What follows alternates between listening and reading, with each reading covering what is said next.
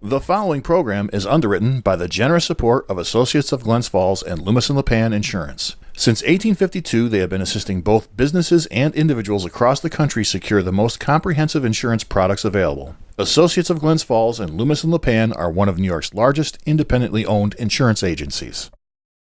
Public affairs programming on Look TV is underwritten by the generous support of Pinnell's Restaurant, classic Italian American food since 1922, and Stored Tech, technology solutions for computers, networks, and phone. Stored Tech, your technology, our passion. 1922, Babe Ruth debuts with the Yankees. WGY signs on air. Exterminator wins the Saratoga Cup, and Pinnell's Restaurant opens its doors for the very first time. For 5 generations, Pinnell's has been preparing delicious Italian food, served in a comfortable, home-like setting where everyone is welcome. 90 years of authentic Italian recipes, 90 years of the freshest ingredients, and 90 years of the finest classic Italian dishes, all made daily by hand. Pinnell's Italian Restaurant, a Saratoga dining tradition since 1922. Firms deal only with prevention, the systems that block hackers and viruses. Stored Tech knows the root cause is actually good people doing bad things. So we offer a security training program which includes certifying all participants to show they understand the basics. Technology solutions for computers, networks, and phones. Stored Tech, your technology, our passion. Wasn't sure if you'd still talk to me after dinner. Oh, yeah. Welcome, everyone, to the April meeting of the Warren County Board of Supervisors. Please rise while Supervisor Diamond leads us in the pledge to the flag. I pledge allegiance to the flag of the United States of America and to the republic for which it stands, one nation, under God, indivisible, with liberty and justice for all.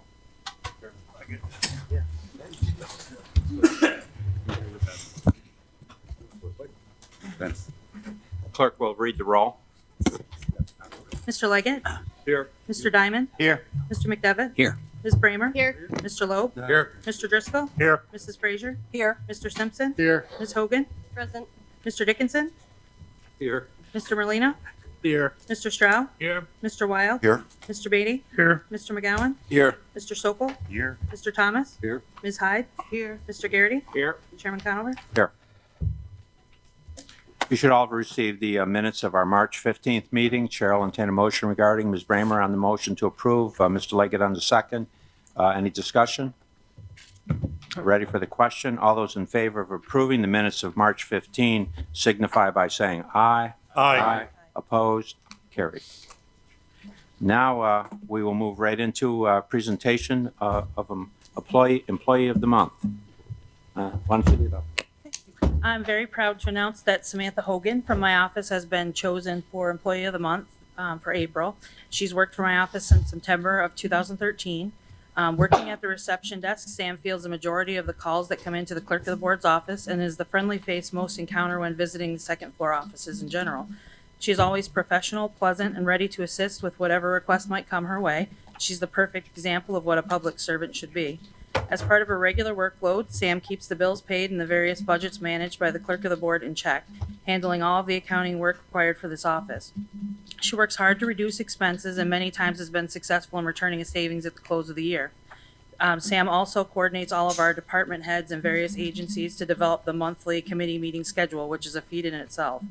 She assists with records information and FOIL requests and has undertaken the large project of scanning old resolutions and correspondence which were not previously available in digital format, making them much easier to find and eliminating the need for so many trips to storage for archived documents.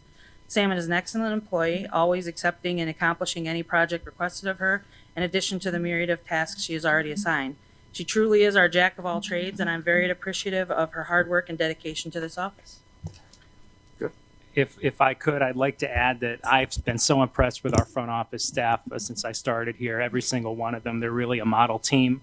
They're the backbone not only of my office, but also the Board of Supervisors. And their work is largely behind the scenes, so it's easy not to realize the volume of what they do and how critical it is to making this government function, but it truly is. And Sam is a key component to this team. She's always ready to help, and she brings a smile to all of our faces, which is necessary on some days. So we'd like to bring Sam up and congratulate her. Thank you.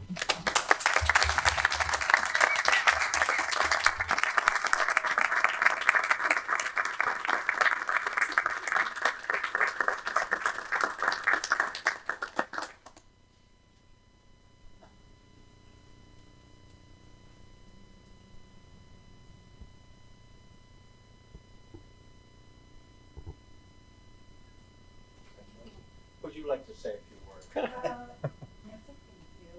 And after doing Amanda's thing, I'm tired.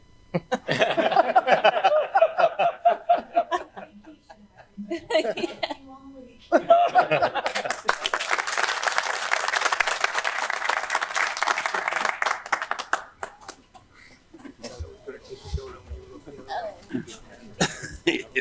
That's pretty good.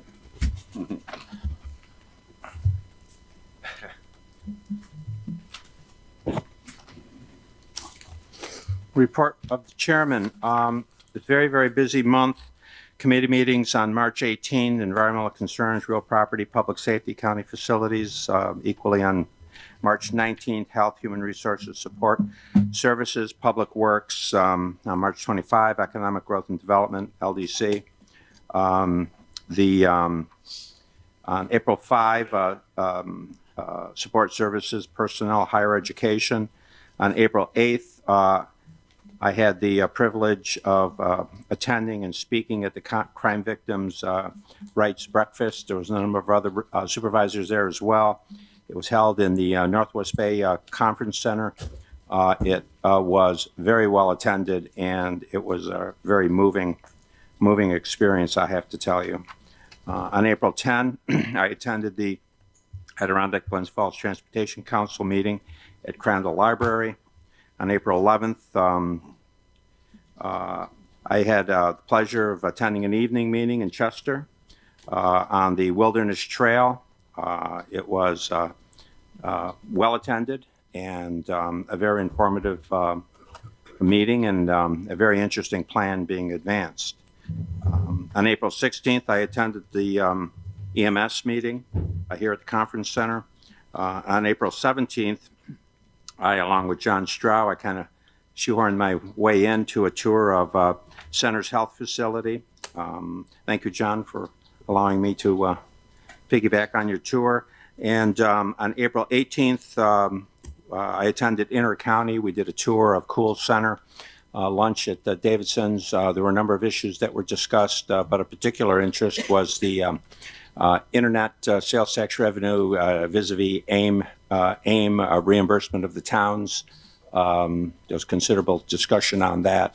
My takeaway from that was that the counties are now responsible for reimbursing the towns for AIM. And that brings us to today. Reports of committee chairman, Supervisor Diamond. No reports. Supervisor McDivitt. Thank you, Mr. Chairman. Just 4 or 5 items here. The early part of the month, I attended actually an Eagle Scout presentation. I'm a member of the Marine Corps League, and I know I've attended one up in Warrensburg a couple of years ago with Supervisor Garrity and Supervisor Strow, and very impressive in a very wholesome program. Attended an event on the evening of April 8th regarding Eastfield and looking for a way to find a funding mechanism and working with Jeff Flatt on that issue, and hopefully the joint city members can work together on that effort. On the 9th, attended a financing seminar, which was sponsored by Assemblyperson Stefanik and Doug Beatty, and I think Claudia, and I think some other supervisors were at that. Met with Ed and Jen on Wednesday regarding a pending LDC loan and communicated with Supervisor Leggett on that issue. Coming up on the 29th of this month at our economic development meeting, Lehigh Cement will be coming in with their president, their environmental engineer, and John Broad from Behan Communications to give us an update on what the status of their pending permit is indeed. So we look forward to that, and it would be, I think, an informative session for all concerned to get a balance between an industry that has been here for many, many years, employs a significant amount of people, competes in a global environment, and is looking for a way to internally, in a clean, environmentally sensitive way, to reduce manufacturing costs. So I think it'll be an interesting session to see where they're coming from. Very good. Thank you. Mr. Chairman. Supervisor Bramer. Thank you, Chairman. The Environmental Concerns and Real Property Tax Services Committee met on March 18th, and we do have a couple of resolutions in your packet. The first one is on the bid for constructive copy to print maps. There are two others related to a consent order that we were going to enter into with DEC, but our Director of Real Property has been in touch with a couple of people at the state, and we're trying to come up with a better agreement for the county.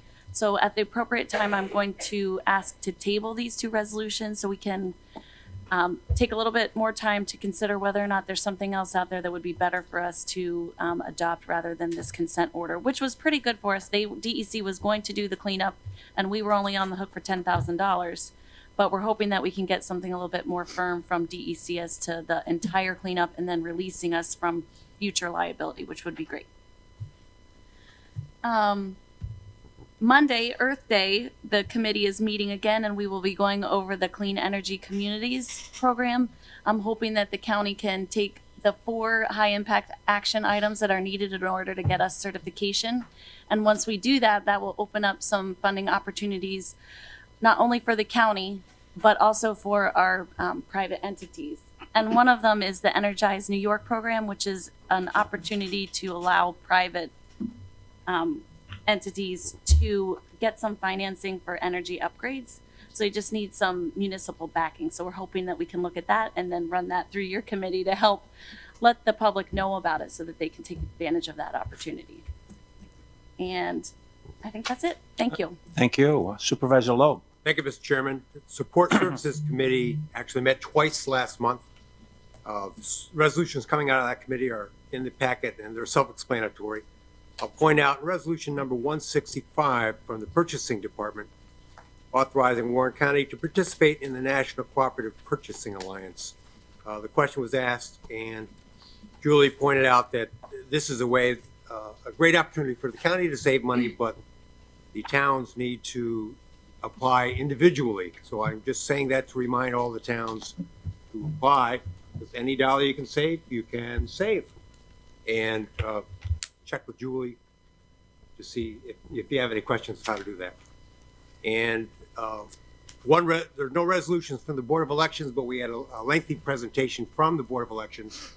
They have already started a busy year with the new election laws and new hardware and software that we're going to be purchasing over the next couple of years. So I look forward to hearing more from them, and we certainly will. At our next meeting, part of our agenda is to have the coalition, which is our health department, our office for the aging, and various folks around county who have been working with the nursing homes. I've asked them to come to our committee to give us a report. And this is in light also, it's timely because you probably saw in the Post-Star, our controller's office did an audit of the state health departments and how they handle our food serving industry in this state, and it was not a very complimentary report.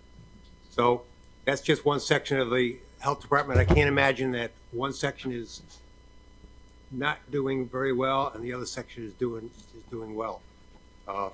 The other section I'm referring to is the part that's in charge of our nursing homes. And it turns out that Ryan sent out an email that at the end of the budget for this year, the state has asked the health department to do its own audit. I don't know how effective that'll be, but to do its own audit of the way they run their operation. Of course, all with the idea of taking care of the folks who are very important to all of us. That's it. Thank you very much. Thank you. Supervisor Driscoll. Thank you, Mr. Chairman. I have no report, but I would respectfully request privilege of the floor to invite some friends from Friends of the Glens Falls Farmers Market to share some information with the board. Sure, without objection, absolutely. Welcome. If you could step to the podium. Good morning. I'm going to read this so I don't take too much of your time. I'm an evangelical on the farmers market. I'm David Porter from the Glens Falls Market Friends. I want to thank Ben for inviting us here today to briefly introduce our new organization. The Glens Falls Farmers Market is truly a gem in Warren County. For over 42 years, it's brought fresh and local products to the area by the people who produce it.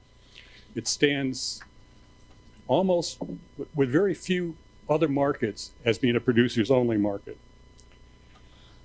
It's grown into a year-round market and a community showpiece. My involvement includes being a farmer and a vendor at the market from 2004 through 2016. There I grew to appreciate the value of the market and the strong community of people who supported it. I also served for 10 years on the market board and often saw market and community needs and opportunities that were just beyond the reach of the already overcommitted vendors and farmers. When we sold our farm, we moved to Glens Falls because of the image of the city's potential I saw weekly at that market. We linked up with other market supporters in 2018, and we formed a 501c3 Friends of the Farmers Market. We view food and how it's raised and distributed as central to the health, family, community, and the environment. You tug on one of those things and find it's all connected. The Market Friends wants to help the farmers and grow the community. We currently have a table at the market where we're gathering customer information and sharing market information with the community. We're setting up a market ambassador program to help new customers adapt to the rather different shopping experience at the farmers market than a traditional grocery store. And we're working to help the vendors accommodate those customers' needs. We're supporting and helping plan special events to enhance market experience, increase the connection between existing community groups and the farmers market and the people who come to the market. There's a lot of great community groups, but we're all out there like this, and the more we can work together, the stronger we can get. We see the market as a community corner or town square where citizens meet and greet each other, share the news, and experience that sense of belonging to a vibrant, caring community. We're systematically encouraging all local officials to come join the friends at the market at our table and just meet the customers and share with the people what it is you're doing in rooms like this and at your committees. There's a lot of work that goes on, but it doesn't all get covered in the newspaper, and people don't always read the newspaper, enhancing that communication. The Market Friends were established to grow and improve the market experience, to attract and maintain strong vendors and customers, to make the transition to the South Street market achieve its highest potential. As you can see, we're a new, enthusiastic organization, overflowing with ideas and visions for the future. What we accomplish will be limited only by how fast we can build a base of volunteers and by the level of financial support we're beginning to develop. Thank you for your time. Thank you, and thank you for being here. And Ben, thank you for extending the invitation. Supervisor Loeb. Yes, thank you, Mr. Chairman. Mr. Porter, I have a question. Since you're here, this is fantastic. I'm here. The farmers market is in the 4th Ward in Glens Falls. I'm the supervisor from the 4th Ward. Right. 4 blocks from my house, and I've enjoyed the farmers market 99.99% every time I go. Part that I don't enjoy, and I've been lobbying for this, but since you're a live person and captured audience right now, I don't know if you've ever been to the farmers market in Ithaca. It's huge, and it's as enjoyable as ours could be. And the one difference is, it's bigger, of course, but It's bigger. you can go there for breakfast and lunch, but the one difference is you cannot get a cup of coffee at our farmers market. You can get a free sample, 3 ounces. Okay, free sample is fine, but to make it a shopping experience, just as all the supermarkets have found, supermarkets give out free coffee and you buy more, and you could spend more relaxing time going around the store. If we could have a vendor sell cups of coffee, they could enjoy all the pastries that are sold. It would just make it a so much better experience. Thank you. Yes. It's one of the things we're looking at doing. But for a vendor to do it, it needs separate licensing. But the Friends may be able to have that licensing. And as our financing rolls in, one of the things I want to do is make sure we've got coffee at the table to invite you over to the community corner. Great. Thank you very much. Yep. Thank you.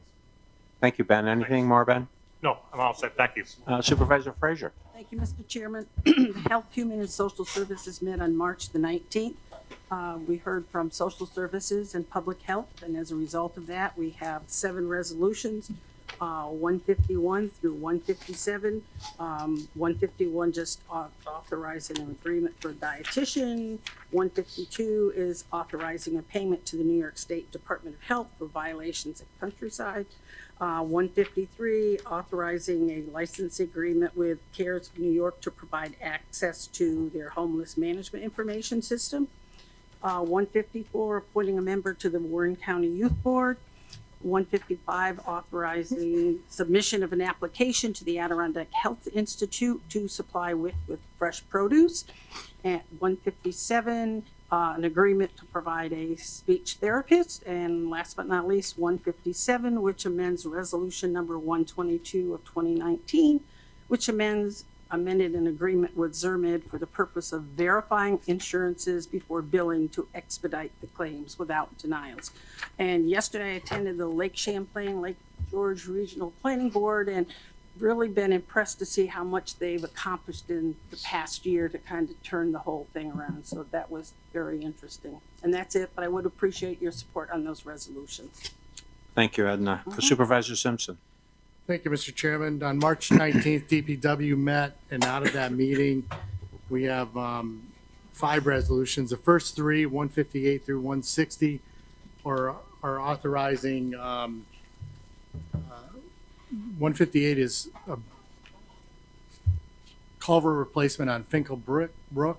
159 is also a culvert replacement in the town of Lake Luzerne. 160 is a transportation project culvert replacement in the town of Johnsburg on 13th Lake Road. 161 is authorizing our 2019 road project schedule. And 162 is authorizing an agreement for our auto body repair services with Warrensburg Collision Center.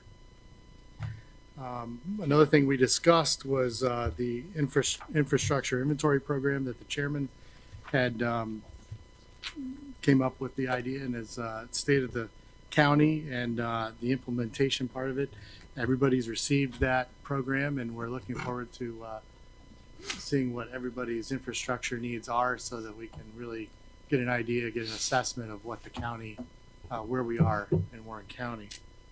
The due date for the railroad RFPs that were out was yesterday, and from what I'm told, I have not talked to Julie, but I did talk to a supervisor that has, and there are 4 respondents, which I'm going to be talking to the administrator and DPW vice chair about how we're going to go forward. And that concludes my report. Thank you. Supervisor Hogan. Thank you, Mr. Chairman. This month, I had the extreme pleasure of once again accompanying a group of Warren County kids out to the state fairgrounds for a star retreat, which is through the CCE.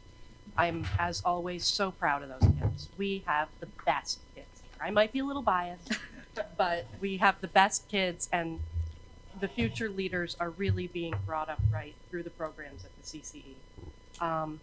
Save the date, Saturday, August 24th, is the benefit golf tournament for the Cornell Cooperative Extension. It'll be at Cronin's again this year. It's always an amazingly good time, and the weather always cooperates. The Cornell Cooperative Extension is proud to present 4 classes of game of logging, which is required for people who are seeking logging insurance. It's a very popular program that they put on. And finally, the Volunteer Income Tax Assistant Program was a huge success this year, with 664 tax returns being prepared by volunteers for people under $54,000 in income around the county. That brought back over $909,000 in in refunds. That's a 43% increase in tax returns that were prepared this year over last year. And Dr. Seeley has an award that he'd like to tell us about. Sure, without objection, Dr. Seeley. I'm already up. I have a letter here from the Department of Treasury, Internal Revenue Service. Have I got your attention? Actually, I have a certificate, a Community Service Leadership Certificate in appreciation of the Warren County Municipal Center, in recognition and appreciation of the outstanding effort, dedication, and personal contributions in building stronger communities throughout this great nation. So I'd like to present this to the County Administrator, and with many thanks. Thank you. Very well. Thank you.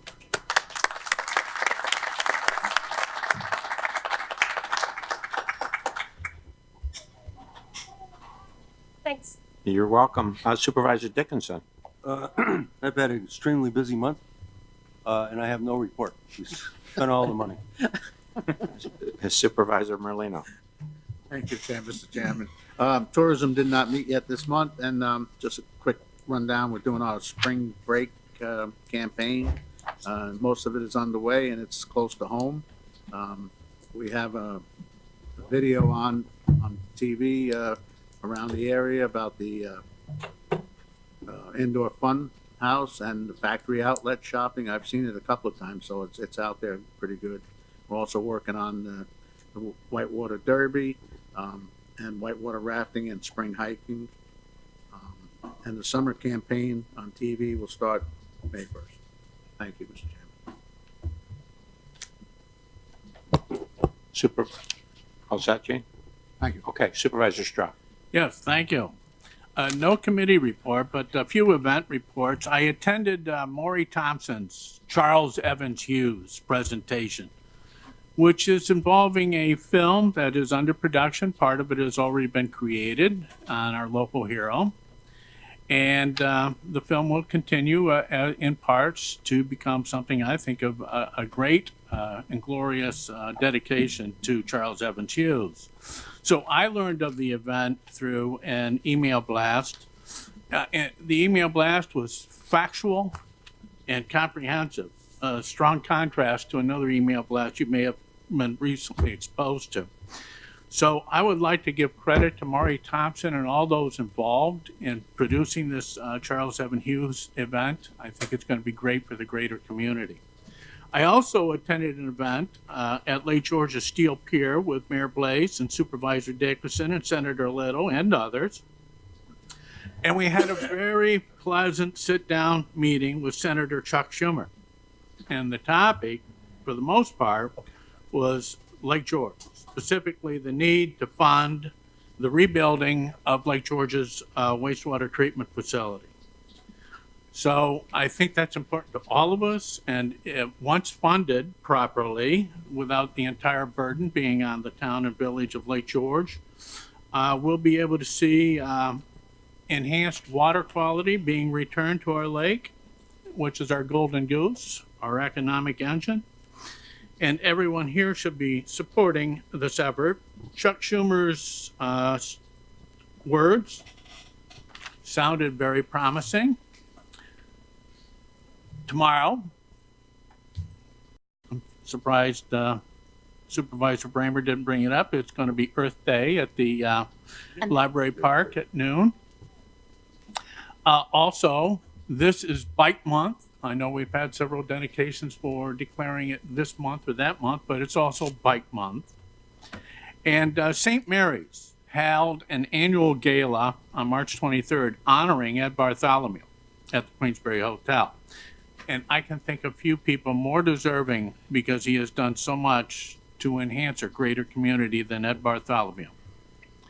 Also, that very same day, went to Glens Falls basketball game, the Federation champs. And we also had a mass for Ron Montesi that day, and he was a former county supervisor and a very great person, and I think we all agree on that. April 4th, I went to a Christian Businessmen's Connection, where Michael Biddle was the speaker. He's the ARCC's leader currently, and he's doing a very good job at that, and he gave a very good speech. And then, along with Chairman Conover, I got a very pleasant tour of the Warren Center. So it was a good eye-opener, and that's it for me. Thank you. Thank you. Supervisor Wild. Thank you, Mr. Chairman. I'm going to talk about a piece of paper or sets of paper that's on your desk this morning. It's a review that I've done about occupancy tax. I don't want to hijack this meeting, but my intention was to bring this to the supervisors on the board just to create a discussion. And again, not today, but I have been one that's always asked a lot of questions. Occupancy tax has been one that's got my attention. We have just a few things. I'm not going to go through the report at all, but when I look at the fact that Warren County has received over $53 million in occupancy tax revenue since its inception in 2004, you'd like to see some kind of metric that is able to help us understand what we've done with that money and what the successes have and what some of the failures have been. I've heard that people have said that the occupancy tax is increasing. It's true. There's some charts there that will show that. There's talk about sales tax and how it's a great measure. There's charts that show that also. My concern is that some of the revenues that we've received, specifically in sales tax, have actually paralleled the general economy and not shown a jump in Warren County over others. So again, it's not my intent to hijack the agenda of this meeting today, but I would like to have some opportunity to have the board members review this, look at it, give me their comments back. And I'm sure there's things I missed, and I just would appreciate the feedback back, because I think it's really important for the county for us to understand how to best apply that money. So thank you, Mr. Chairman. Thank you, Supervisor Wild. Supervisor Beatty. Thank you, Mr. Chairman. County facilities met on the 19th. There's two resolutions in your packet, 143, 144. One's just authorizing a grant from the FAA to for the final design and building services for the construction of the new snow removal equipment building at Floyd. We have a 5% match on that, which would be about $7,500. The other one's 144, a bid and authorizing agreement with the emergency power system to provide generator maintenance at various county facilities in connection with Warren County DPW. Those are the only two on the agenda today. I would like to take just a couple minutes to read something that I prepared. It's been bothering me, the state budget this year, and I'm going to indulge, if you'll indulge me for just about 2 minutes. These are my thoughts and my thoughts only, but I'm very concerned about our neighbors here in the North Country. We're all New York State residents. We're all proud to live in this beautiful state with such outstanding neighbors. And we're also all especially proud to be from upstate New York. We pride ourselves on our independence, on our helping those in need, and using our common sense to prosper. But I'm deeply concerned about the current status of this state budget and the direction this state has taken us all in. The budget hashed out in the wee hours of the night by 3 people in a room has always been an insult to New York State residents, as that's the process. And this year it seems to exceed any lick of common sense. My comments aren't political. I don't care what parties lead in the state. It matters little to me. But what it does matter to me is the following information. The state recently passed what has become very disturbing to us in some residents in the North Country. And I'd like to outline the situation that we are in and the plight we're in as New York State residents.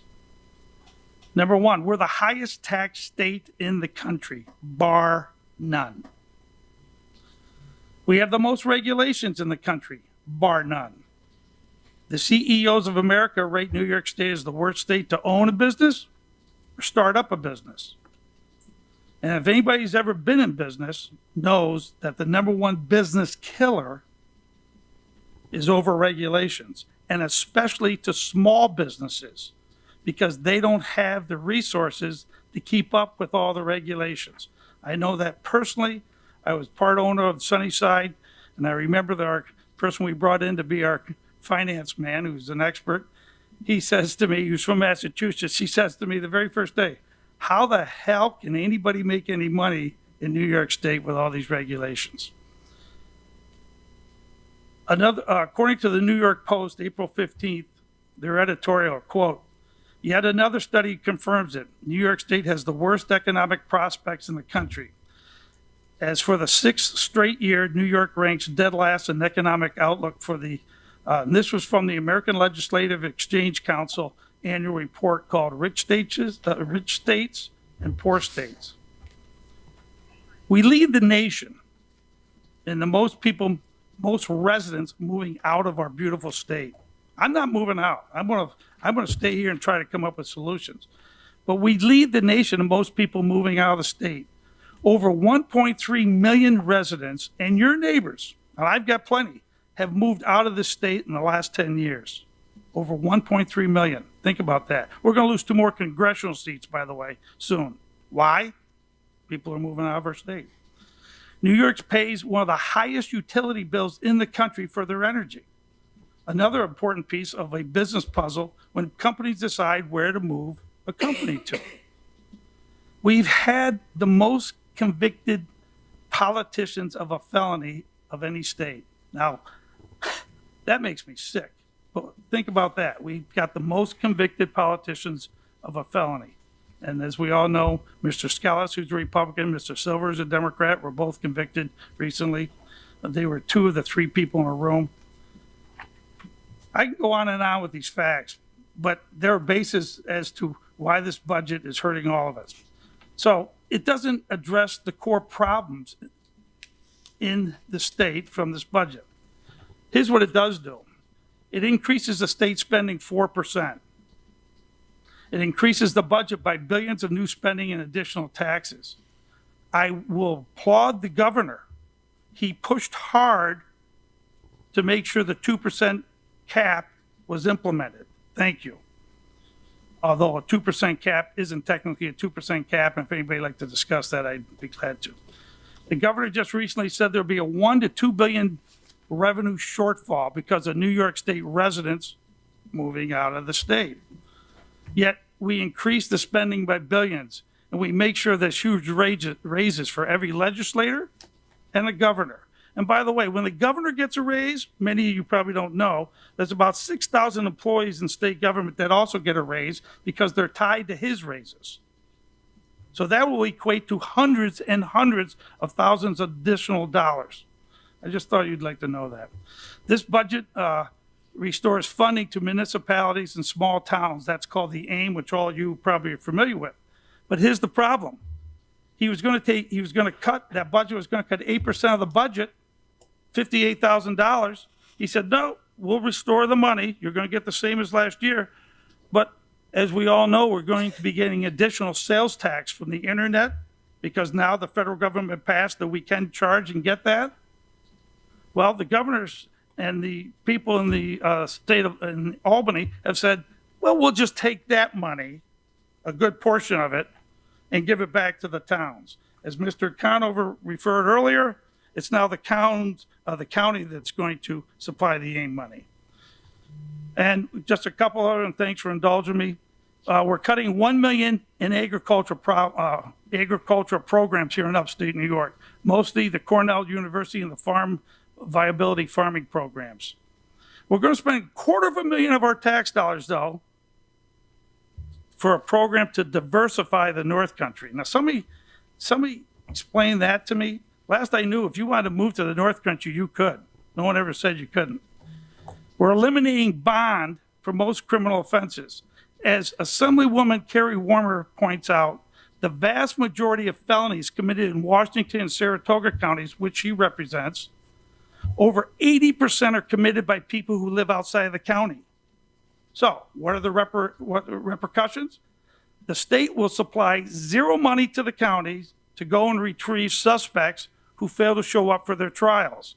That could be a significant cost to her counties as well as Warren County and others. Again, that's a mandate shoved right down to us. Roads, bridges, basic infrastructure in the North Country, according to Ms. Warmer and her press release, are being overlooked. And this budget cuts funding for Pave New York. It does not include funding for roads damaged by extreme weather, and it does not address the capital needs of our county fairs. This budget does not even include funding for the children of our fallen soldiers, the Gold Star parents.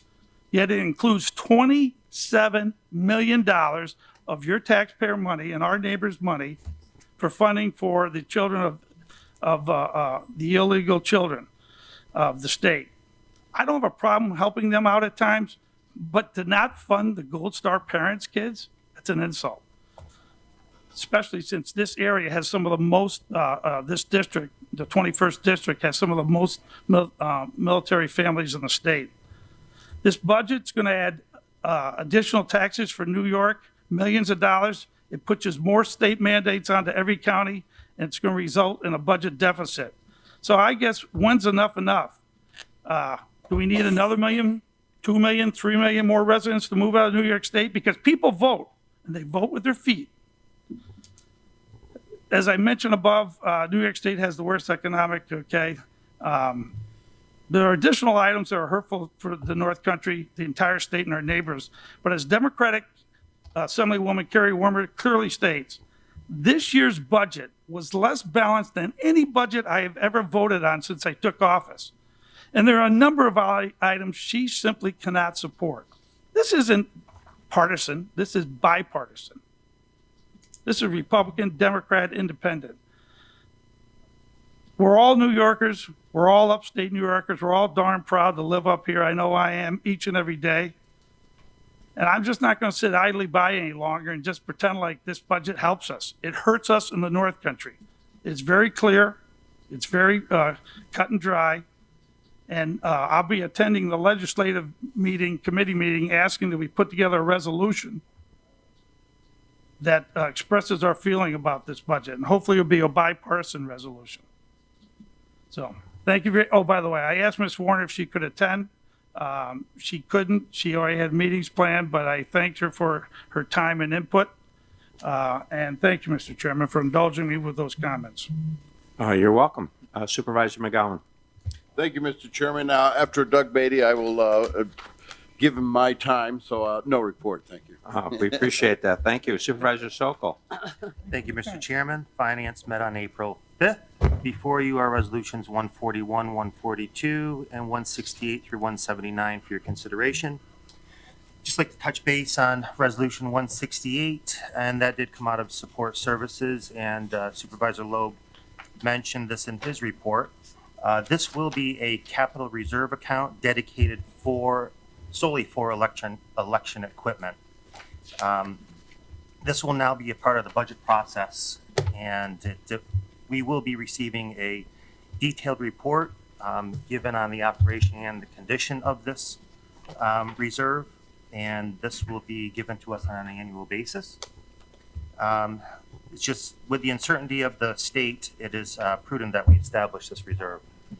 And also coming out of the DPW committee, which Supervisor Simpson did allude to, are resolutions 173 through 177. And these are all resolutions which establish capital projects or establish funds for our roads. The culverts obviously need help, and our roads need help. It's an awful winter up here, especially this last year. Sand and salt does a lot of damage, as well as the trucks. And over the years, we've just seen what it has done. And as of the last few years, we've been able to set aside, luckily, monies to address these issues as they pose a serious danger to all automotive drivers. So it was vetted pretty well in our finance committee, and Superintendent Pejos was there. There were some questions regarding the funding, but that is all I have. But I would like to have our treasurer come up. There was an article in the Post-Star recently that had us down in our sales tax numbers. And I talked to the treasurer about that, and I'd just like to have him clarify some of the information. Sure, without objection. Mike, welcome. Good morning, everybody.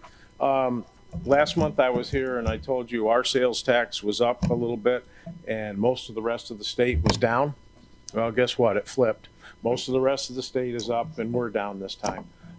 The explanations I have always been given for these are meaningless from the state, basically. They talk about, they do a reassessment, and the projections that they're making for the last payment in March are way down for us. I don't want anybody to panic. I don't think it's a big deal at this point. I think we're going to be fine. Our budget officer was very conservative in the projection for what we were going to be collecting for 2019, and I think I'm pretty sure that we will make that without a problem. Unfortunately, like I said, the state doesn't give us much information about why they do this. They just say, well, we did a reassessment and we looked at a few things and your projection is going to be low this time. You never know. Any questions for the treasurer? Matt? Yeah, just for clarification, so we're down 2% from the almost 6% from last year. So we're still up 4% from last year's receipts. From 18 or from 17, we're up that much.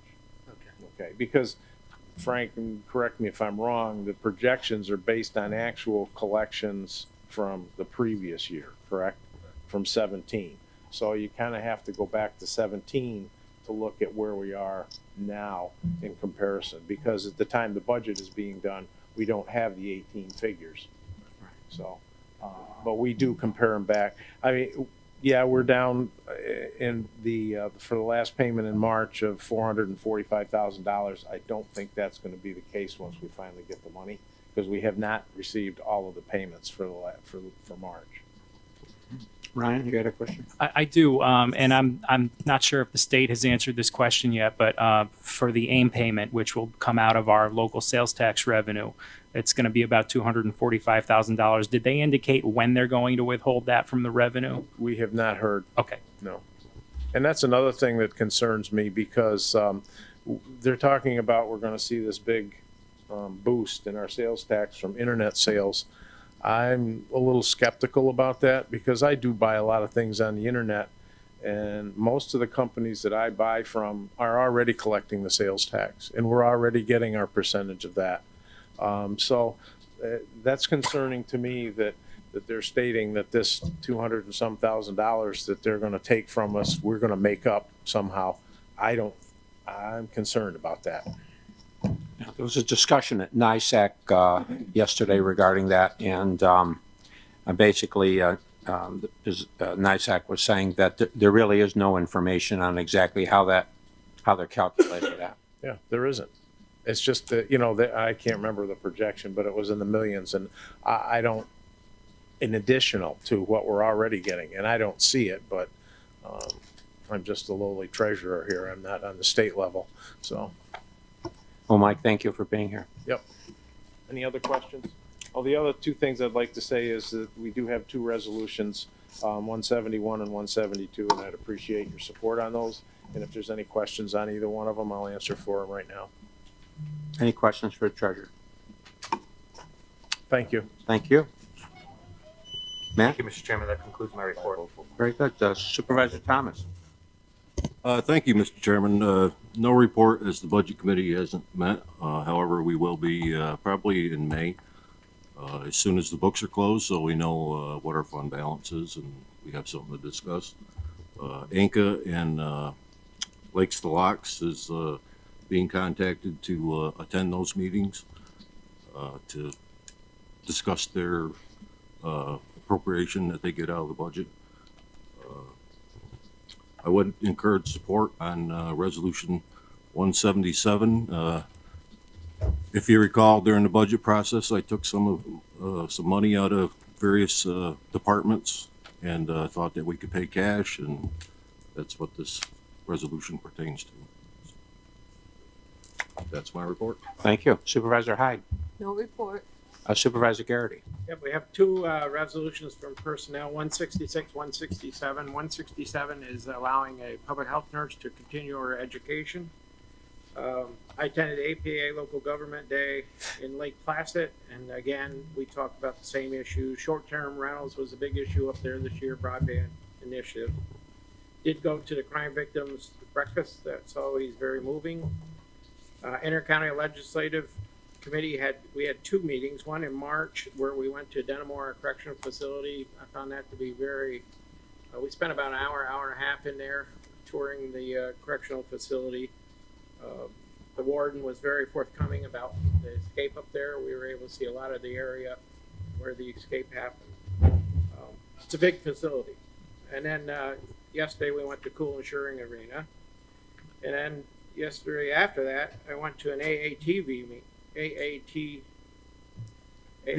meeting. And I'd just like to thank Don Lehman. I spoke to Don about the land bank being delayed, and he was able to get an article in the paper. I don't think a lot of folks understand that the land bank affects us up here because we were trying to put a bridge in to Middleton Bridge, went from the town of Chester to the town of Horkin.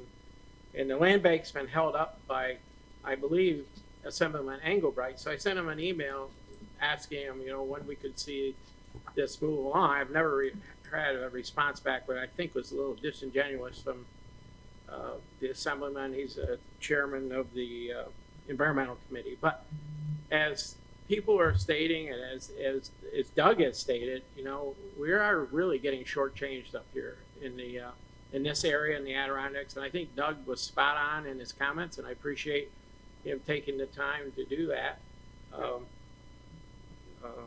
There's a lot of good things that happen up here. I'm not leaving either. I've been here all my life. I'm not moving out of New York State, but this year was a tough year for upstate as far as the state budget goes. It's a tough year for the Adirondackers. Anybody who's in the blue line, we continue to struggle, and you get a lot of verbiage, but we're not seeing a lot of help up here. And that's why I went to Don and asked him, could you at least shine a little light on it?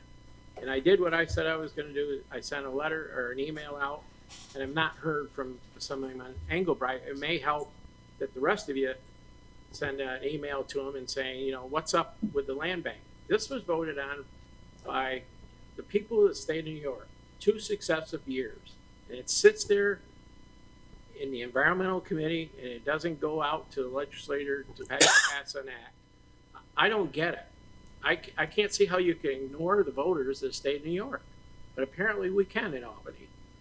And last but not least, I want to thank Supervisor McDevitt. He's going to represent Warren County at the ACC, or SUNY Adirondack graduation again. I appreciate that. Thank you.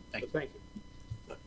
I'd appreciate if some of you would kind of get on the bandwagon about the land bank and just send a note to them and saying you'd like an answer too. Why? Because it does affect us, and it affects a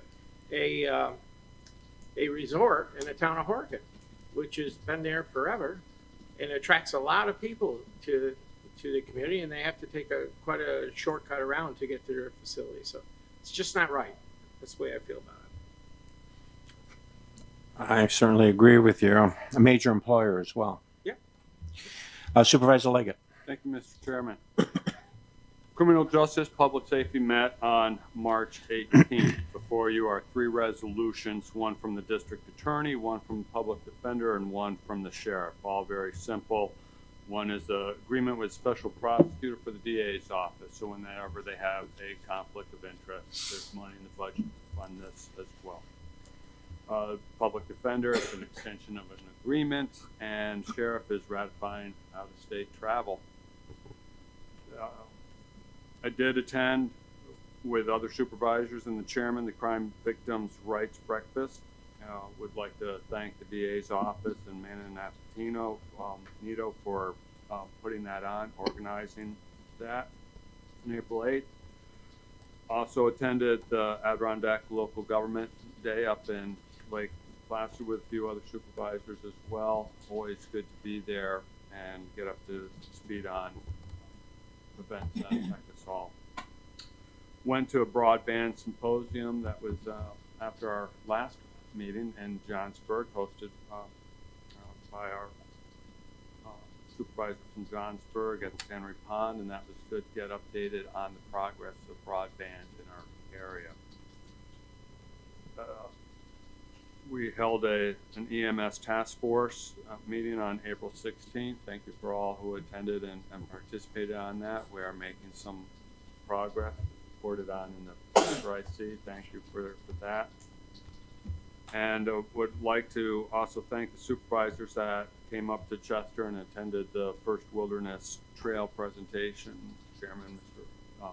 Supervisor Wild, Supervisor Hogan, Supervisor Merlino. This trail has great potential for our county, stretching from Corinth all the way up to Newcomb, following the Hudson River. So there'll be more about that soon. Thank you, Mr. Chairman. Thank you. Report of the county administrator. We had 2 individuals this month who celebrated significant employment milestones, and I'm privileged to recognize them now. Sandy Smith from the county clerk's office has 30 years, and Carol Hargraves at Social Services has 20. So congratulations to both of you. Many thanks for your hard work and dedication.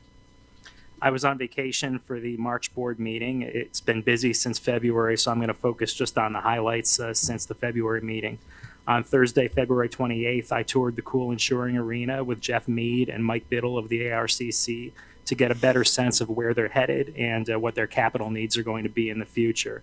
I was impressed with all that they've done to improve the facility, and I'm proud of the role that this county is playing to ensure that this venue stays strong. It's an important part of this county.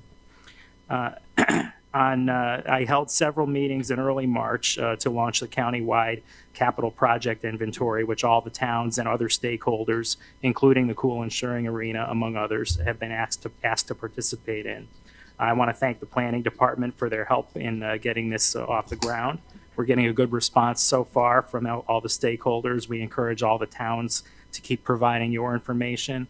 And when we're done, I think that this inventory is going to be a great planning tool for the county going forward. Another stakeholder in that infrastructure effort is Countryside Adult Home, and I attended a kickoff meeting on March 28th on the building study authorized by this board to identify their capital priorities. April highlights so far include holding multiple meetings on the potential EMS consolidation and also with the various departments that provide services to at-risk children in this county. There have been federal and state policy changes pertaining to this group, this population, and I want to ensure that our departments stay ahead of the curve and make sure that we're coordinating efforts and doing the best we can. On Thursday, the 11th, I had a very good meeting with Supervisor Bramer and staff from several departments to discuss a variety of environmental initiatives, and these will be discussed further at the Environmental Concerns Committee meeting on Monday, which I look forward to. Finally, April 1st, as we've discussed already, marked the passage of the state fiscal year 2020 state budget. I've reviewed all the budget legislation and reported back to the board already on several of the big ticket items, but I did want to give you a very brief synopsis of what else is in this budget. I've alerted the appropriate county staff on the issues that need an impact analysis or an implementation plan, and we'll be working on that in the coming months. And in the meantime, if any of you would like additional details on anything that I'm about to mention, I'll go through it quickly. Just let me know after the meeting. In terms of the appropriation bills, State Office for the Aging, they increased the statewide ISEP appropriation, that's enhanced in-home services for the elderly, from about $50 million last year to $65 million this year, a significant increase. Most of the other programs are level funded, so I'm hopeful that we'll be able to implement some enhanced services with our share of the increase. DCJS, for another year, they kept the DA salary reimbursement flat. As you know, we have no choice as to what we pay the DA. No county does. Those salaries are tied to judges. The state initially was paying for that state mandated increase. They've essentially frozen their contribution to that. So every year now when that amount goes up, it goes on the county. DEC, there's a new $500 million for water quality projects. And that's in addition to $2.5 billion that was put in the state budget a couple of years ago. Funds that are part of that $2.5 billion have been earmarked, including additional funds for water quality improvements. And I was very happy to see Senator Schumer jump on that and say that he's going to advocate for Lake George getting some of this water quality money. I think it's very important. It'd be great to see that happen. Board of Elections, there's $10 million in this budget to help counties implement early voting. There's $14.7 million to help us get electronic poll books if that's the will of each county legislature. It's not a mandate. It may make it easier for us to prevent fraud. It's unclear right now as to how those monies are going to be distributed, but we'll keep an eye on that. OCFS, the Summer Youth Employment Program, which is run by our Employment and Training Office, Chris Hunsinger, increased to $44 million from $40 million. The Office of Indigent Legal Services, the distribution funding is level funded, and the Harrell Herring statewide implementation, which will be coming to the Criminal Justice Committee next week. The funding has doubled. They're going to phase that funding in. It was $50 million last year, $100 million for the new year. That'll help us achieve some state mandated reforms in indigent defense. Labor, the WIA Workforce Investment Act, local programs for adults, youth, dislocated workers. They've increased funding for that from $130 million to $160 million. Mental health, the Joseph P. Dwyer peer-to-peer program, which again will be on committee agendas this coming month. Initially, all the funding was wiped out for that. The funding has been restored. We already got $185,000. We're slated to get an additional $185,000 to help run that program into the future. And raise the age, the state aid for implementation last year was $100 million. On top of that, another $200 million. That is still very much in flux. We were one of the first counties to submit a plan, and we've had the plan batted back and forth a whole bunch of times, and the state still hasn't finalized anything. On to where the magic happens, which is the language bills. That's where all the policy changes happen. Public protection general government bill, binding arbitration continues until 2024 for our public safety unions. Elections, electronic poll books were authorized. Again, they're not mandated, but to the extent that they help us prevent fraud, it's something we should consider. Primary hours were changed from 9 to 9 to 6 a.m. to 9, so we'll have additional cost there. And FOIL reform, they initially had the state legislature subject to FOIL. Unsurprisingly, that came out of the state budget. Education, labor, family assistance. The main thing to report on this is PINs, persons in need of supervision, probation, county attorney, DSS, all touch this group. Initially, there was a lot of state reimbursement that was supposed to be eliminated for PINs placements. A lot of that was restored. So there's restored funding for PINs preventive services, and I can get into additional details with anybody who'd like to know. Almost done. The Affordable Care Act, portions of it that could be codified in state law were codified. They include guaranteed ability for small group coverage, protection over pre-existing conditions, no preventive care, cost sharing, and access provisions. The New York State of Health Marketplace, that's the exchange in New York State, that was codified in state law, so that's staying. Infertility services and 3 cycles of in vitro fertilization are now mandated for many health plans in this state. As a self-insured health insurance program, we are not on the mandate. It is an option for us to consider if we want to offer those services. We're working on an estimate from our health insurance consultants to give you an idea what that would be. Obviously, that is very helpful for those that need it because it's very expensive. But again, that'll be a cost that would fall on us. Regulation will be forthcoming on what types of co-insurances and co-pays can be required for those services. We'll keep an eye on all of this stuff. Lead screening, as you know, the Public Health Department oversees lead poisoning programs. They have they've cut the standard in half for the elevated lead levels. What that means is that we have potentially a lot more work to do, a lot more follow-ups to do if lead levels are within the new standard. We're going to keep doing an analysis. The data that we have right now between 5 and 10, which is the population that'll be effective, it's never been tracked before. So Janelle is trying to get to the bottom of that, see what data the state has and how many cases that might mean for us. Last year, I think we had a follow-up on only 2 cases. It could be closer to 100, but again, we're doing a study on that. The nursing home study, which Supervisor Loeb mentioned, is in the budget. The Department of Health has until the end of this year to evaluate whether nursing homes can do a better job with additional staff, et cetera. I'd like to think it's not a coincidence that that got added to the state budget after this board asked for DOH to do a better job in this area. Office for the Aging now has the ability to offer private pay programs to clients that are over 400% of the poverty level. Details, again, will be subject to regulation. We'll look at that, see if it's worthwhile for this county to participate. It would be something that we would opt into. We don't have to do it. The Transportation Economic Development Bill, there was an expansion of the bottle bill that got taken out. We do have a separate standalone legislation that's being added for the Environmental Services Committee to see whether or not we want to endorse that effort. Plastic bags, as you know, the state passed its own plastic bag ban. As part of that ban, they took sole ownership of the issue, so they prevent localities from passing any bans that don't already exist. And there is an option for counties to charge a 5-cent per paper bag fee. That will be something I believe that's on the environmental agenda for us to consider.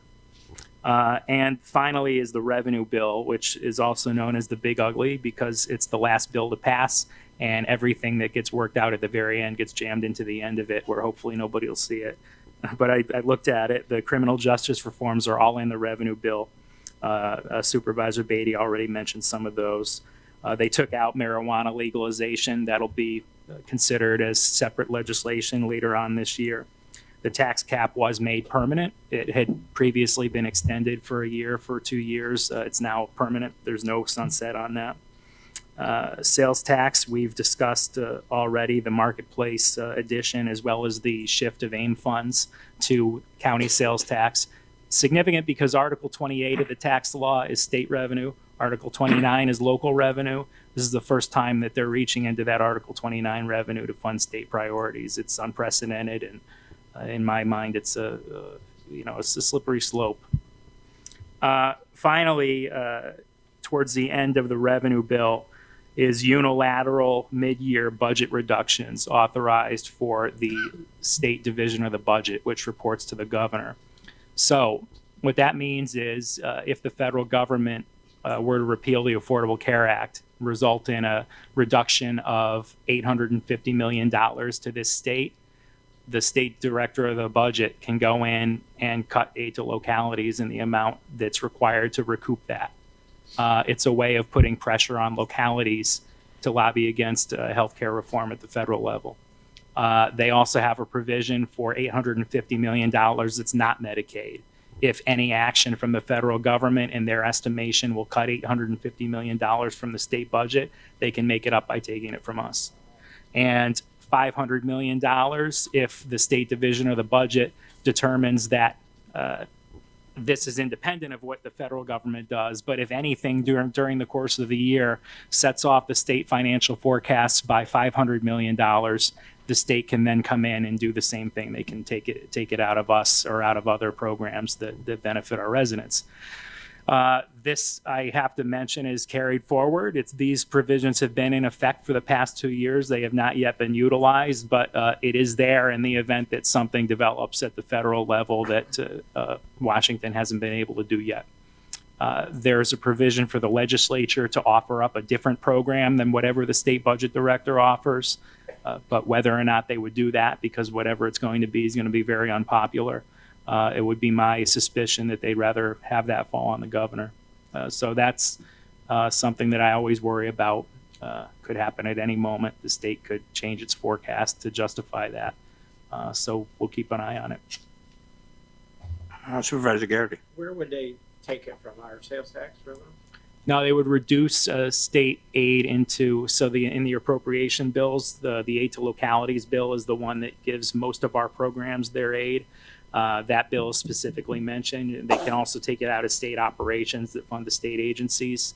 I don't think that we would come away unscathed if this was activated. Thank you. Report of the county attorney. No report this month. No report. Reading of communications. We've received reports from the Adirondack Regional Chamber of Commerce, their annual report for 2018, Real Property Tax Services Department reporting of corrections to tax roll as approved by the county auditor, which was authorized by Resolution 42 of 2019, Warren County Jury Board annual report for 2018, Warren County Probation Department report of criminal and family workloads for February 2019. We have minutes from Warren, Washington County CDC and IDA's meetings held on February 25th, March 6th, March 18th. Letter from Trout Unlimited and appreciation for assistance provided by the Warren County Fish Hatchery, and in particular, hatchery manager Jeff Ingley for assistance with numerous trout in the classroom programs held in the fall of 2018. Notice of public hearing from Fitzgerald Morris Baker Firth regarding the KDBF Ventures LLC project.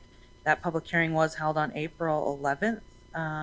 We have a check in the amount of $3,151 from the Capital District Regional Off-Track Betting Corp. And a notification of a planned drawdown for the New York Feeder Dam Hydroelectric Project from the Federal Energy Regulatory Commission. Reading of resolutions. Proposed resolutions 141 through 179 were distributed to the members of the Board of Supervisors and posted to the Warren County website on April 11th. There are no additional resolutions to be brought to the floor this month. Is there anyone in the public that would like to address the board regarding any resolutions presently before the Warren County Board of Supervisors? There being no one, Chair will entertain a request for roll call. There being no request for roll call, Chair will entertain discussion on proposed resolutions. Supervisor Bramer.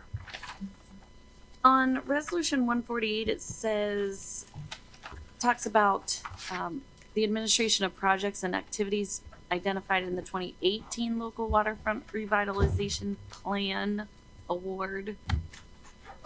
What are those?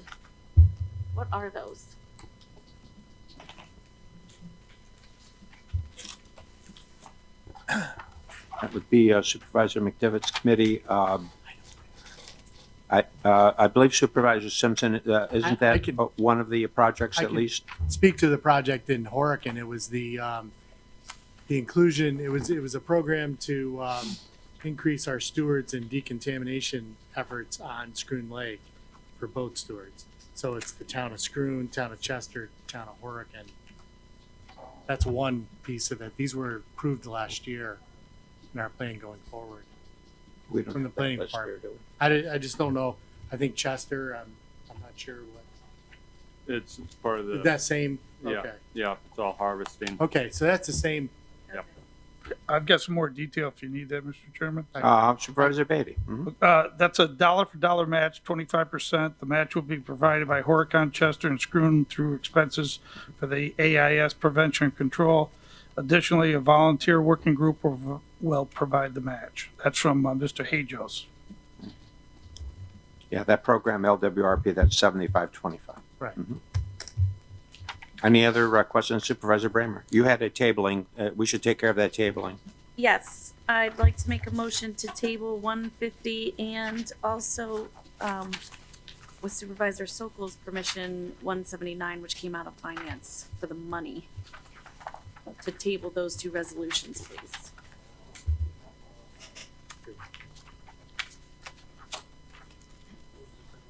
$179. 179. Can we take care of these together? Okay. So Ms. Bramer, Supervisor Bramer has recommended the tabling of 150 and 179. Is there a second to that motion? Supervisor Dickinson? Further discussion on the tabling? There being none, all those in favor of tabling signify by saying aye. Aye. Opposed? Carried. Did you have more? Yes, thank you. On 168, where we are setting the capital reserve fund for the Board of Elections, is that name supposed to be typed? Is that an acronym? Does anyone know?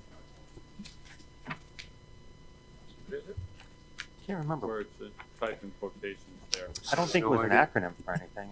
I think it's probably a reference to the law, right, Mike? Yes. What type? TYPE. My guess is that it parallels something that's written in state law about how you can do capital set-asides. Thank you. Very good. Any further discussion on 168? Discussion on other resolutions, Ms. Bramer? Okay, 177, this was I just want to be clear that we're taking the 100 million, about approximately 1 million from the general fund. Correct. Which was that cash that you were mentioning earlier. Correct. Yeah, thank you. Any other questions regarding resolutions? There being none, then I'll close discussion on resolutions, and we will vote on resolutions. Resolution 141, making supplemental appropriations. Mr. Diamond? Yes. Mr. McDevitt? Yes. Ms. Bramer? Yes. Mr. Lowe? Yes. Mr. Driscoll? Yes. Mrs. Frazier? Yes. Mr. Simpson? Yes. Ms. Hogan? Yes. Mr. Dickinson? Yes. Mr. Merlino? Yes. Mr. Stroud? Yes. Mr. Wild? Yes. Mr. Beatty? Yes. Mr. McGowan? Yes. Mr. Sokol? Yes. Mr. Thomas? Yes. Ms. Hyde? Yes. Mr. Garrity? Yes. Mr. Leggett? Yes. Chairman Conover? Yes. Resolution 142, amending Warren County budget. Mr. Diamond? Yes. Mr. McDevitt? Yes. Ms. Bramer? Yes. Mr. Loeb? Yes. Mr. Driscoll? Yes. Mrs. Frazier? Yes. Mr. Simpson? Yes. Ms. Hogan? Yes. Mr. Dickinson? Yes. Mr. Merlino? Yes. Mr. Stroud? Yes. Mr. Wild? Yes. Mr. Beatty? Yes. Mr. McGowan? Yes. Mr. Sokol? Yes. Mr. Thomas? Yes. Ms. Hyde? Yes. Mr. Garrity? Yes. Mr. Leggett? Yes. Chairman Conover? Yes. Resolution 166, amending table of organization. Mr. Diamond? Yes. Mr. McDevitt? Yes. Ms. Bramer? Yes. Mr. Loeb? Yes. Mr. Driscoll? Yes. Mrs. Frazier? Yes. Mr. Simpson? Yes. Ms. Hogan? Yes. Mr. Dickinson? Yes. Mr. Merlino? Yes. Mr. Stroud? Yes. Mr. Wild? Yes. Mr. Beatty? Yes. Mr. McGowan? Yes. Mr. Sokol? Yes. Mr. Thomas? Yes. Ms. Hyde? Yes. Mr. Garrity? Yes. Mr. Leggett? Yes. Chairman Conover? Yes. Resolution 168, establishing capital reserve. Mr. Diamond? Yes. Mr. McDevitt? Yes. Ms. Bramer? Yes. Mr. Loeb? Yes. Mr. Driscoll? Yes. Mrs. Frazier? Yes. Mr. Simpson? Yes. Ms. Hogan? Yes. Mr. Dickinson? Yes. Mr. Merlino? Yes. Mr. Stroud? Yes. Mr. Wild? Yes. Mr. Beatty? Yes. Mr. McGowan? Yes. Mr. Sokol? Yes. Mr. Thomas? Yes. Ms. Hyde? Yes. Mr. Garrity? Yes. Mr. Leggett? Yes. Chairman Conover? Yes. Resolution 169, authorizing appropriation of funds from Westmount Legacy Reserve. Mr. Diamond? Yes. Mr. McDevitt? Yes. Ms. Bramer? Yes. Mr. Loeb? Yes. Mr. Driscoll? Yes. Mrs. Frazier? Yes. Mr. Simpson? Yes. Ms. Hogan? Yes. Mr. Dickinson? Yes. Mr. Merlino? Yes. Mr. Stroud? Yes. Mr. Wild? Yes. Mr. Beatty? Yes. Mr. McGowan? Yes. Mr. Sokol? Yes. Mr. Thomas? Yes. Ms. Hyde? Yes. Mr. Garrity? Yes. Mr. Leggett? Yes. Chairman Conover? Yes. Resolution 173, increasing capital project H375, 13th Lake Road Culvert Replacement. Mr. Diamond? Yes. Mr. McDevitt? Yes. Ms. Bramer? Yes. Mr. Loeb? Yes. Mr. Driscoll? Yes. Mrs. Frazier? Yes. Mr. Simpson? Yes. Ms. Hogan? Yes. Mr. Dickinson? Yes. Mr. Merlino? Yes. Mr. Stroud? Yes. Mr. Wild? Yes. Mr. Beatty? Yes. Mr. McGowan? Yes. Mr. Sokol? Yes. Mr. Thomas? Yes. Ms. Hyde? Yes. Mr. Garrity? Yes. Mr. Leggett? Yes. Chairman Conover? Yes. Resolution 174, establishing capital project H384, County Route 11 over Finkel Brook Culvert Replacement. Mr. Diamond? Yes. Mr. McDevitt? Yes. Ms. Bramer? Yes. Mr. Loeb? Yes. Mr. Driscoll? Yes. Mrs. Frazier? Yes. Mr. Simpson? Yes. Ms. Hogan? Yes. Mr. Dickinson? Yes. Mr. Merlino? Yes. Mr. Stroud? Yes. Mr. Wild? Yes. Mr. Beatty? Yes. Mr. McGowan? Yes. Mr. Sokol? Yes. Mr. Thomas? Yes. Ms. Hyde? Yes. Mr. Garrity? Yes. Mr. Leggett? Chairman Conover? Yes. Resolution 175, establishing capital project H385, County Route 32 over Benny Brook Culvert Replacement. Mr. Diamond? Yes. Mr. McDevitt? Yes. Ms. Bramer? Yes. Mr. Loeb? Yes. Mr. Driscoll? Yes. Mrs. Frazier? Yes. Mr. Simpson? Yes. Ms. Hogan? Yes. Mr. Dickinson? Yes. Mr. Merlino? Yes. Mr. Stroud? Yes. Mr. Wild? Yes. Mr. Beatty? Yes. Mr. McGowan? Yes. Mr. Yes. Sokol? Mr. Thomas? Yes. Ms. Hyde? Yes. Mr. Garrity? Yes. Mr. Leggett? Yes. Chairman Conover? Yes. Resolution 176, establishing 2019 road fund projects. Mr. Diamond? Yes. Mr. McDevitt? Yes. Ms. Bramer? Yes. Mr. Loeb? Yes. Mr. Driscoll? Yes. Mrs. Frazier? Yes. Mr. Simpson? Yes.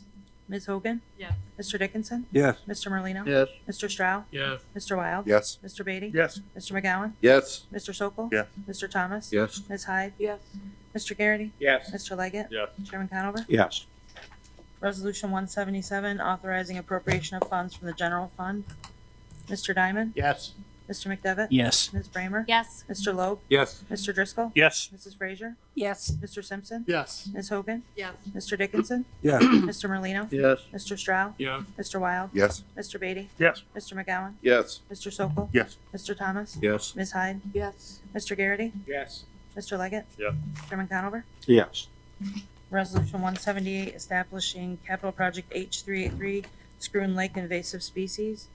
Mr. Diamond? Yes. Mr. McDevitt? Yes. Ms. Bramer? Yes. Mr. Loeb? Yes. Mr. Driscoll? Yes. Mrs. Frazier? Yes. Mr. Simpson? Yes. Ms. Hogan? Yes. Mr. Dickinson? Yes. Mr. Merlino? Yes. Mr. Stroud? Yes. Mr. Wild? Yes. Mr. Beatty? Yes. Mr. McGowan? Yes. Mr. Sokol? Yes. Mr. Thomas? Yes. Ms. Hyde? Yes. Mr. Garrity? Yes. Mr. Leggett? Yes. Chairman Conover? Yes.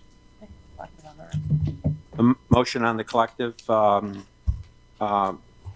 Supervisor Sokol, second Supervisor Dickinson. All in favor? Aye. Opposed? Carried. Now extend privilege of the floor to anyone in the audience wishing to address the board regarding any subject. There being no one, announcements? Supervisor Bramer. I have two announcements Supervisor Stroud already mentioned, but I did want to bring it up at this time. Tomorrow, we're having an Earth Day celebration, the city and Queensberry jointly. It's tomorrow, noon to 4, in City Park, so next to the Crandall Library, noon to 4, and it'll be there, rain or shine. Lots of activities. Hopefully, it's not pouring rain. But come out and see what's going on. Check out the city. It's a very happening place these days. Sure is. And the second thing is we have a proclamation for Law Day, which happens every year in May. And the Warren County Bar Association always does a Law Day breakfast. You are all welcome to come. If you want the invitation, just let me know. It's Friday, May 3rd. And every year we honor someone in the community with a Liberty Bell Award from Warren County. So this year's theme is the First Amendment, freedom of speech, and the press. And our award is going to Mark Frost. Very good. And I've asked Supervisor Bramer to represent us for that presentation at the breakfast. And so I certainly would encourage anyone available to attend. Anyone else? Supervisor Sokol? Yes, I would just like to extend a very, very happy Easter to everyone and your families. Enjoy. Thank you. And Supervisor Thursday. Driscoll. Thank you, Mr. Chairman. Warren County Health Services is hosting a blood drive this coming Friday, April 26th from 9 to 2. If you have any questions, you can get in touch with Warren County Health Services to do a slot. I'm nearing my 100th give, so I will be there and hope to see others there also. The local chapter of the NAACP is hosting a College Assistance Awards Gala. That's is coming a week from Saturday, the 27th at the Highland Park Country Club. And before we meet again as a board, May 12th is a day dear to us all. I'm sure that's Mother's Day, and I want to extend a happy Mother's Day to all families. Thank you. Thank you. Supervisor Simpson? Thank you, Mr. Chairman. I just want to announce it's a month earlier than I probably could announce, but we're going to have this event all summer long in Hogan on Fridays. It's called Food Truck Fridays, and it's going to be a variety of these, self-enclosed food truck people that are going to come. We're going to have probably lobster rolls and some other things, but we're also going to have live music, and so please come up Friday afternoons in the month of June. Well, I'll get the details of when we're going to actually start, but it should be interesting. It should be a good time, and hopefully people will come up. Sounds great. Happy Location? Easter. It's going to be at the town hall. Town hall. Right in the mill pond. On the mill pond. So Good. Good. happy Easter to everyone. Supervisor Lowe? Yes, thank you, Mr. Chairman. I want to once again take this opportunity to remind everybody throughout Warren County about the Red Cross program to install pre-smoke alarms. Any day of the week, any day of the year, not just in Glens Falls, but if you have friends in Albuquerque, New Mexico, it's a nationwide initiative. May 4th, as I've said before, is a day that this region has chosen, the Glens Falls area, to install 1,000 alarms. That's about 300 or 400 homes, if you say 3 or 4 alarms per home. So far, only, I think, less than 100 homes have applied. We will come any day of the week to any place in Warren, Washington, northern Saratoga County. On that particular day, the Glens Falls area, if we have a concentration of folks, such as in Johnsburg, we'll send a team out there. But I encourage you all, this is the one opportunity you have to your constituents to say, hey, here's a way we can give you money. The Red Cross is very happy to do it. This is all donor money. Most of the donor money that's received goes to places like North Carolina or Florida for the hurricane or Texas or the fires in California. This is one way we can give a substantial amount of money back to the residents and citizens of our county. So I encourage you to communicate with your constituents and take advantage of this. Absolutely free. We're going to come to your house if the fire chief thinks we need to, one way or the other. We'd rather come before the suffering and probably a good chance of saving someone's life. Thank you very much, Mr. Chairman. Thank you. Supervisor Molina. Thank you, Mr. Chairman. I got a couple of comments I'd like to make. I want to thank the administrator and Doug Beatty for that great report today. You sit back here and listen to that stuff. It doesn't sound really good for all of us in this state and especially this county. The second thing, I want to commend the chairman on implementation of the EMS meetings that we've been having. It's a big problem and it's a costly problem, and I think it's going to be a worthwhile adventure to get into. Also on the shared services, it's a great program. And that part where towns could give the county planning some of our projects to help the towns get through some of these projects. The only thing, I haven't heard anything about sales tax meetings, and it's middle of April already, so I'm just bringing it up again. And I got one comment on Mr. Wiles' report that I think you all should know. And I spoke to Mr. Wiles, he knows what I'm going to say. This report would come from the STAR report, okay? And I just think it's not accurate. There's only 29 properties in the Warren County that are on the STAR report, and they represent 2,776 rooms. The county has approximately 9,867 rooms, so it's only about a third of the room amount that we had. This whole thing is good except for the last column on that demand, shows the demand low. I object that people should know it's not all the hotels, motels, and bed and breakfasts that are reporting how many rooms we all have. And so I think it should be, I'd like to see you go knock on every hotel, motel, and bed and breakfast in the county and then come back with what I feel is an accurate report. And we don't consider resorts, we don't consider campgrounds, and we don't consider Airbnbs. So, to me, it's tough to read this and say it doesn't look like our occupancy has been going up over the years, but there's a lot left out. So that's all. Thank you for your time. Supervisor Weil. Mr. Chairman, thank you for an opportunity to respond. And I'm not going to get into details. I don't think that's appropriate. I know that there's things that I may have missed, and that was my intent of making sure that I got it to the whole board, because I think occupancy tax is a real important asset for this county to make a difference. And I'm just looking for ways to measure how we're doing. So I'm not sure if you would like to schedule a meeting so we could discuss this in detail, Mr. Chairman, but that's something that I'd like to see happen. I did reach out to Supervisor Dickinson. I would with say the that tax community. that would be the avenue. But his budget or his agenda is totally full this month. So maybe we'll move it off to next month if it doesn't fit in. Good. Thank Very good. Very good.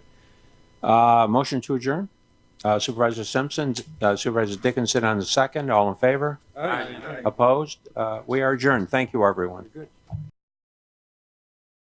The following program is underwritten by the generous support of Associates of Glens Falls and Loomis & Lipan Insurance. Since 1852, they have been assisting both businesses and individuals across the country secure the most comprehensive insurance products available. Associates of Glens Falls and Loomis and Lipan are one of New York's largest independently owned insurance agencies.